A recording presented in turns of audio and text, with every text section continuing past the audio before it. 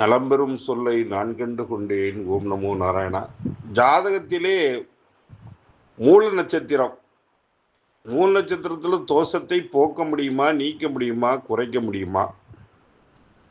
அதாவது மூலம் 1ஆம் பாதம் அப்படிங்கிறது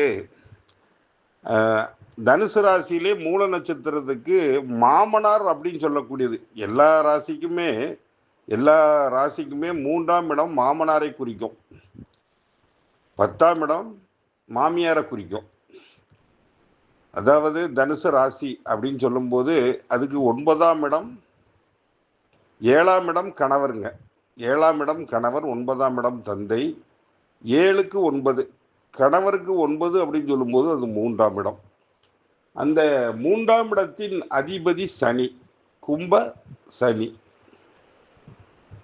அதனால இந்த கேது சனியை, கேது நட்சத்திரம், குரு ராசி 3ஆம் இடத்தை கெடுக்கும் அப்படின்னு சொல்லக்கூடியது ஒரு ஜோதிட விதி. அதில் 1ஆம் பாதம் அப்படின்னு சொல்லும்போது அதில் செவ்வாய் சேர்க்கை பெறுகிறது. அம்சத்தில் மூலம் 1ஆம் பாதம் கேதுல போய் நிற்கும், செவ்வாய் மேசராசியில் போய் நிற்கும். செவ்வாய் சேர்க்கையினால இந்த சனி செவ்வாய் எதிர்ப்பு, 3ஆம் இடம் மாமனார் கும்ப சனி. இந்த மூலம் 1ஆம் பாதம் நவாம்சத்தில் செவ்வாயுடைய காரகத்துவத்தை கொஞ்சம் எடுத்துக்கும்.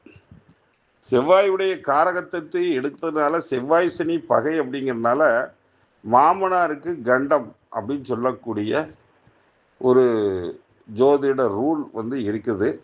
அது பெண்ணால தான், பெண் மூல நட்சத்திரம்னா தான் மாமியாரை மூலையில் 3 மாதத்தில் முடக்கி வைப்பா.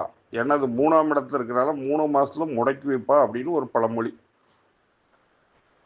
இது அப்ளிகபிள் ஆகுதா, இது ஒர்க் அவுட் ஆகுமா அப்படின்னு பார்த்தோம்னா, இப்போ ஒரு பொண்ணுக்கு தம்பி இல்லை தங்கச்சி அப்படின்னு இருந்தாலே அது 3ஆம் இடம். அப்போ 3ஆம் இடம் ஆக்டிவேட் ஆயிடுது. அந்த தம்பி ஆர் சகோதரன் ஆர் சகோதரி சிறப்பாக இருந்தால் மாமனாருக்கு எந்த பிரச்சனையும் இல்லை அப்படின்னு சொல்லக்கூடியது தான் ஜோதிடத்தில் ஒரு அமைப்பு. இந்த மூல நட்சத்திரத்தில் பையனோ பெண்ணோ, இப்போ நம்ம ஜாதகம் பார்க்கும்போது பார்த்தீங்கன்னா மச்சினனுக்கும் ஆகாது அப்படின்னு சொல்லுவாங்க. அதாவது மச்சினன் ஒரு பெண்ணாக இருந்தால் கணவருடைய தம்பி, ஆணாக இருந்தால் மனைவியுடைய தம்பிக்கும் கெடுதலை உருவாக்கும் அப்படின்னு சொல்லப்படுகிறது. அது அந்த மாதிரி நடக்கிறதா சொல்கிறாங்க. இப்போ ஒரு 10 ஜாதகத்தில் அது 1% அந்த மாதிரி நடக்கதான் இருக்குது. மற்ற ஜாதகங்களே இருக்கலாம், அதை நம்ம யாரும் ஆராய்ச்சிக்கு உட்படுத்தலை. இப்போ பார்த்தீங்கன்னா ஒரு 100 மூல நட்சத்திர ஜாதகம் பண்ணும்போது ஒரு 3-4 பேருக்கு மாமனார் கொஞ்சம் அவுட் ஆகக்கூடிய சூழ்நிலைகள் இருக்கிறது அப்படிங்கிறது ஒரு மறக்க முடியாத உண்மை. இதில் அது இந்த ஜாதகம் தான் பண்ணும், மூலம் 1ஆம் பாதம் தான் பண்ணும், 2ஆம் பாதம் தான் பண்ணும், 3ஆம் பாதம் தான் இது பண்ணும், 4ஆம் பாதம் தான் இருக்கும், ஆணுக்கா பெண்ணுக்கா அப்படிங்கிறதெல்லாம் நம்ம சொல்ல முடியாது. இப்போ மூல நட்சத்திரம் அப்படின்னு நம்ம ஓகே பண்ணால் கூட பொண்ணு வீட்டில் ஓகே பண்ணுறது இல்லை.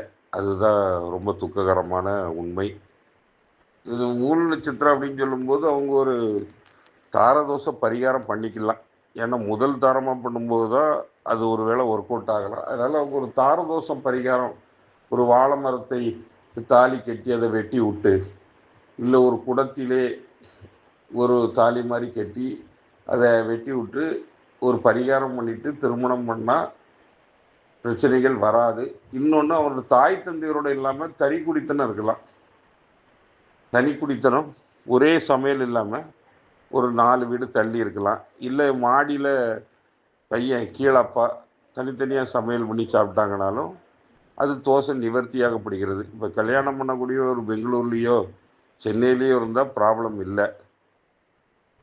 அந்த மாதிரி இல்லாட சிலர் தாலியை கழட்டி வச்சுட்டு செயினோட வெறும் மஞ்சக்கீரை போட்டு இருப்பாங்க. இந்த தாலி எங்கேயாவது கல்யாணங்களுக்கு போகும்போது தான் எடுத்து போடுவாங்க. சிலர் அப்படி, எல்லாரும் அப்படி சொல்ல முடியாது. அந்த மாதிரி இருந்தாலும் இதில் ப்ராப்ளங்கள் வராது. எனக்கு தெரிஞ்சு அனுபவத்தில் வந்து பார்த்திங்கன்னா, ஒரு அரசாங்க ஒரு அதிகாரி ஒரு அம்மா, அவங்க வந்து ஜாதகம் தரும்போது பார்த்தா மருமகனுக்கு 3 நட்சத்திரம். இவங்களே ஒரு கார் ஓட்டிகிட்டு வந்திருந்தாங்க. ஒரு ஒரு 10 இயர் இருக்கும். ஒரு 10 வருஷம்லாம் இருக்கும். இப்போ நான் சொன்னேன், "அம்மா உங்கள் கணவர் எங்கே இருக்காரு?" அப்படின்னேன். "கணவர் என் மகளுக்கு கல்யாணம் ஆகி 4 மாதத்துல இறந்துட்டார்" அப்படின்னாங்க. 4 மாதத்துல இறந்துட்டாருன்னு பார்த்தா மருமகளுக்கு 3 நட்சத்திரம், மகளுக்கு சதயம். அவங்களுக்கு வந்து நட்சத்திரம் பற்றியோ இது பற்றியோ எதுவுமே தெரியல. அதனால் அவங்களுக்கு நம்ம வந்து அதை சொல்லி கொடுத்து மருமகன் மேலே ஒரு விரோதத்தை ஏற்படுத்த வேண்டாம் அப்படின்னு சொல்லி நான் அதை பற்றி அவங்கள்ட்ட சொல்லலை. இன்னொரு ஒருத்தர் வந்து பார்த்திங்கன்னா, ஒரு ரியல் எஸ்டேட் தொழில் பண்ணுறவர். அவருக்கு வந்து கல்யாணம் ஆனோடனே மாமனார் இறந்துட்டார், மச்சினனும் ஒரு ஆக்சிடெண்ட்டில் தவறிட்டார் அப்படின்னு சொல்லி அவர் நிறைஞ்ச வீட்டில் கல்யாணம் பண்ணி இந்த மாதிரி ஆனதா சொன்னார். இது வந்து நம்ம எப்போவுமே நெகட்டிவ் சைடு தான் நம்ம ஓவர்டேக் பண்ணியே சொல்லுவோம். பாசிட்டிவ் 99% ஓகே தான். இப்போ ஒரு 1% 2% இந்த ப்ராப்ளங்கள் வருது. அது மற்ற நட்சத்திரங்களே இந்த மாதிரி பிரச்சனைகள் வரும். நம்ம இல்லைன்னா சொல்ல முடியாது. அது நம்ம அந்த நட்சத்திரங்களை நம்ம உற்று நோக்குவது இல்லாதனால நமக்கு அதை பற்றி சரியாக புரிதல் இல்லை. இப்போ 3 நட்சத்திரம் இருந்தால் தனி குடித்தனம் போய் இருக்கிறது சிறப்பு. இல்லை மாமனாரோ மாமியாரோ இல்லாத இடம் பார்ப்பது சிறப்பு. அப்படி இல்லைன்னா ஜாயிண்ட் ஃபேமிலியாக இல்லாமல் அவங்க தனியாக இருப்பது சாதகத்தை சாதகத்தை ஏற்படுத்தும், பாதகத்தை ஏற்படுத்தாது. இதே ஆயில்யத்துக்கும் இந்த மாதிரி சொல்லுவாங்க. சமீபத்தில் ஒருத்தர் ஆயில்யத்துக்கு மாமியார் இறந்துருவாங்க அப்படிங்கிற மாதிரி ஒரு கருத்துக்கள் இருக்கிறது. ஆயில்யம் மாமியாருக்கு ஆகாது அப்படிங்கிறது, அது ஆண்னாலும் பெண்ணாலும்.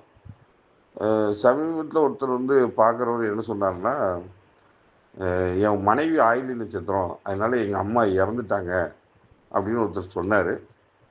நான் உங்கள் கல்யாணம் ஆகி எத்தனை வருஷத்தில் அம்மா இறந்தாங்கன்னு கேட்டால் அவர் ஒரு 5 or 6 இயர்ஸுக்கு மேலே சொன்னார். ஒரு 6, 7 வருஷம் ஆயிடுச்சுன்னாரு. நான் சொன்னேன், இல்லைப்பா அது கல்யாணம் ஆகி ஒரு 3 மாதம் 4 மாதத்தில் இறந்தால் தான் நீ அதை சொல்ல முடியும், 6, 7 வருஷத்துக்கு எப்படி சொல்ல முடியும்னு கேட்டேன்.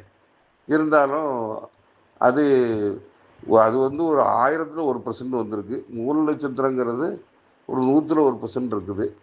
இது தாரதோஷ பரிகாரம் பண்ணிக்கலாம். ஆனால் கோயிலில் வச்சு தாலி கட்டலாம். கோயிலில் வச்சு திருச்செங்கோடு அர்த்தநாரீஸ்வரர் கோயில், திருச்செந்தூர் கோயில், இல்லை நம்ம சங்கரன் கோயில், இல்லை பக்கத்தில் உள்ள கோயில்களில் பவானி சங்கமேஸ்வரர் கோயில், இந்த மாதிரி கோயிலில் வச்சு கட்டும்போது தோஷங்கள் விலகும் அப்படின்னு சொல்கிறோம். ஜனனி ஜென்ம சௌக்கியனாம் வர்தனி குல சம்பதாம் பதவி பூரிய புண்ணியனாம் லிக்கியதே ஜென்ம பத்திரிகா. அதனால் என்ன நடக்குமோ, விதி என்ன நடக்குமோ அதை நம்ம எதிர்கொள்ள தயாராக இருக்கணும் அப்படிங்கிறது என்னுடைய தாழ்மையான கருத்து. எங்கள் ரிலேட்டிவ் ஒருத்தர் மகனுக்கு கல்யாணமே பண்ண முடியல. ஏஜ் 33 ஆயிடுச்சு. அப்போ அவர் வந்து பார்த்திங்கன்னா ஒரு 3 நட்சத்திர பொண்ணு பிடிச்சி முடிச்சிட்டார் பையனுக்கு. அந்த பொண்ணு கல்யாணம் ஆகி ஒரு 4-5 நாள் நல்ல ஜாலியாக ஹஸ்பண்டோட ஊரெல்லாம் சுற்றிட்டு ஒரு 5-6 ஒரு வாரம் கழித்து அவர்கிட்ட வந்து கேட்டிருக்கு, மாமா இந்த மாதிரி நான் 3 நட்சத்திரம், என்னால் உங்கள் உயிருக்கு ஆபத்துன்னு சொல்லியிருப்பாங்க, நீங்கள் என்ன எப்படி ஓகே பண்ணீங்க அப்படின்னு கேட்டிருக்கு. அப்போ அவர் என்கிட்ட சொன்னார், எனக்கு வந்து அவர் என்ன கேட்டார், இந்த மாதிரி இருக்கும் அப்படின்னாரு. அதிகபட்சம் நான் தானடே சாவேன், பரவாயில்ல அப்படின்னு சொல்லி கல்யாணம் முடிச்சிட்டார். மகனுக்கு கல்யாணம் அவர் என்ன சொல்லியிருக்காரு அந்த பொண்ணுகிட்ட, எனக்கு 65-66 வயசு ஆயிடுச்சு, நான் நல்ல வாழ்க்கையில் நல்ல வேலை பார்த்துருக்கேன், நல்ல குடின்னு குடிச்சிருக்கேன், நல்ல வாழ்க்கையை என்ஜாய் பண்ணியிருக்கிறேன், என் மகனுக்கு கல்யாணம் ஆகாமல் நான் இறந்து போகிறத விட கல்யாணம் ஆகி மருமக வந்து நான் இறந்து போகிறது, நான் சாவுக்கு தயார் தான் அப்படின்னு சொல்லியிருக்காரு. அவர் மகனுக்கு கல்யாணம் முடிச்சு ஒரு 5 இயர்ஸுக்கு மேலே இருக்கும். அவருக்கு மாதம் மருமக மருமக 1,00,000 2,00,000 சேலரி வாங்குறாங்க. 1,00,000க்கு மேலே மாதம் மாதம் மாமனாருக்கு 25,000 பாக்கெட் மணி அனுப்பிட்டுருக்கா. அவர் ஆள் நல்லா தான் இருக்கார். மருமக அனுப்புகிற பாக்கெட் மணியில் வாழ்க்கையில் நல்ல டாஸ்மார்க் கடைகளுக்கும் அங்கேயும் இங்கேயுமா ஜாலியாக என்ஜாய் பண்ணுறாரு. அவருக்கு ஒன்றும் ஆகிறதுக்கு வாய்ப்பில்லை. ஆனாலும் பிரச்சனை இல்லை. அவருக்கு 70, 74, 72 வயசு ஆயிட்டு. இந்த மாதிரி இந்த 3 நட்சத்திரத்துக்கு இப்படித்தான் பண்ண வேண்டியிருக்கிறது. நன்றி, வணக்கம்.